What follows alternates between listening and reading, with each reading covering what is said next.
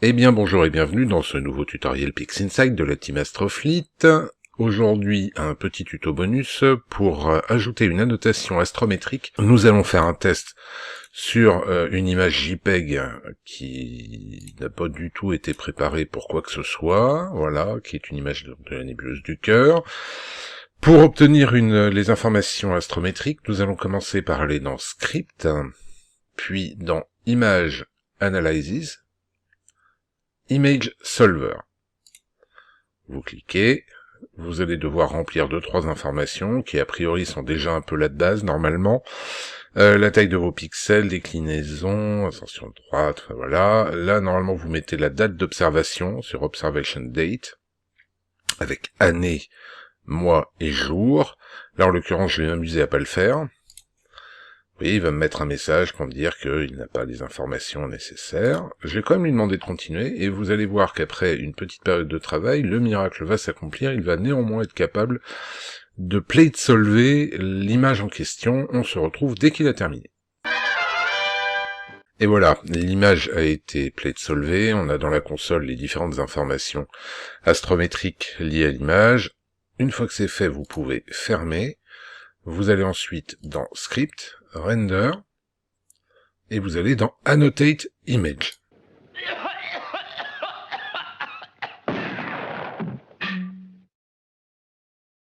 Là, vous avez vos informations qui réapparaissent, et vous allez pouvoir choisir différentes couches que vous allez pouvoir ajouter, les objets Tycho, les objets Messier, vous pouvez les enlever, les rajouter.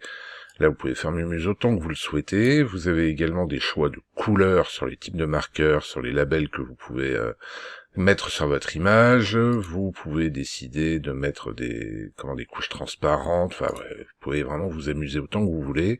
Et vous avez une petite preview en bas qui va vous permettre de voir à quoi va ressembler votre image une fois qu'elle aura été annotée.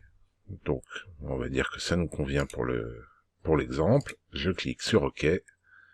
Et voilà, vous obtenez une image avec une annotation astrométrique que vous pouvez ensuite partager ou conserver pour vos archives. Enfin, vous en faites absolument ce que vous voulez. Voilà, c'est tout pour ce petit tuto qui est amusant, une fonction que j'avais pas franchement utilisée, que j'ai découverte il y a pas très longtemps, puis qui est assez marrante.